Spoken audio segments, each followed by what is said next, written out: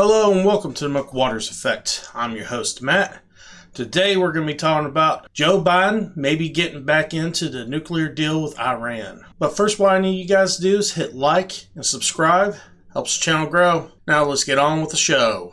Now I'm going to admit right now, I'm one of those people that did not like the original Iran nuclear deal. And there's two reasons why. And I'll go over that after I go over how the media is not helping Joe Biden in things with some of these headlines that they're putting in newspapers and magazines about the nuclear deal he's trying to negotiate now. This one right here. Biden is begging Iran to rejoin the nuclear deal. Iran never left it. Iran still has agreements with the other 6 countries that were involved. So we're the ones that left it. That's not true. It's false. And the other thing is having that kind of headline does not give Biden a strong position when you're negotiating. This is a perfect example of media having bias and then using that bias to actually hurt administration when it comes to negotiating. They're better off not putting out something like that. It's not even true. Now you got another headline here. Joe Biden is killing the Iran nuclear deal. And his argument is why this is happening is because it's taking him so too long to get back into it. First thing, I think Joe Biden actually agrees with the fact that the nuclear Iran deal, the original, wasn't all that good.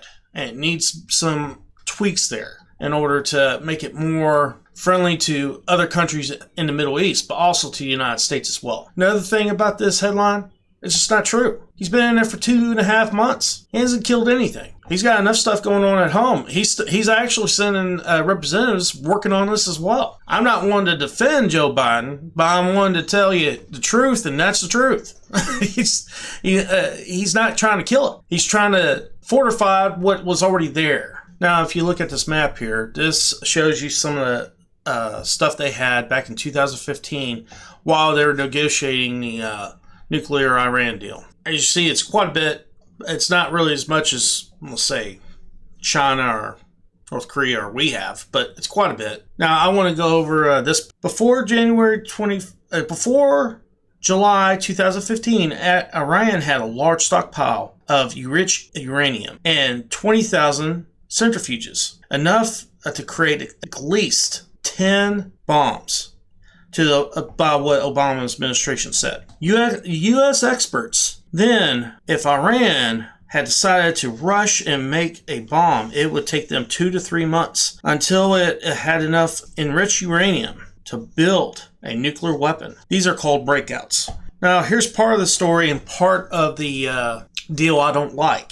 Obama administration and the JCPOA would remove key elements from Iran would need to create a bomb and increase its breakout time by at least 1 year or more. 1 year? That's it? Before then, they had 2 or 3 months where they could actually make a bomb. Now they're increasing it by a year or a little bit more. I don't think that's long enough. If you're going to do that, you need to increase it by 5 or 6 years, not just 1. That's part of the agreement that's really weak, and it certainly doesn't bode well for countries in Middle East that Iran don't like Saudi Arabia or Israel. Now, underneath the deal, Iran gained access to 100 BNs in assets frozen from before, and they were also able to sell oil in international markets and using global financial systems for trade. Now, they still have that ability now. It's just that the United States has put sanctions on them, and they do not trade or have anything to do with Iran's oil or natural gas. Now, that part of the deal I'm actually fine with, and the reason I'm fine with it is because when you stop stuff like that, you're not hurting the oligarchs of the country, the leaders of the country, or the politicians. Who you're hurting are the people that are trying to make a living. Middle class, poor people, that's who you're hurting when you do stuff like that. I understand what their thought process was when they did it. They thought maybe the country's inhabitants would actually rise against their oppressors and take the government out. Well, didn't happen. All they did was go. The country completely went to shit. People were poor. Some people were dying in the streets because they couldn't get food.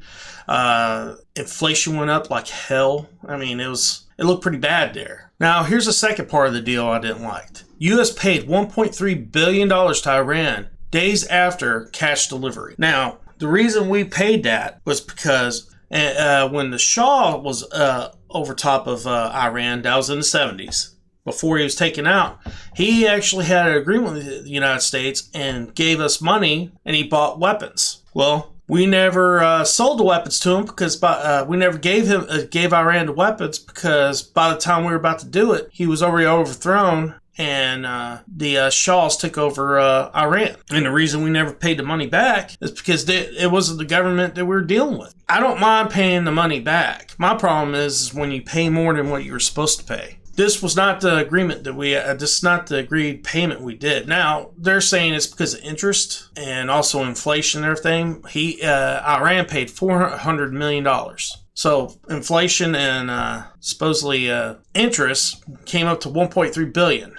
But one thing they didn't mention until I read another article. It said we actually paid $278 million in 1991 to them during the Gulf War, and it was because of money we owed from then, and we paid it to them in order to keep them out of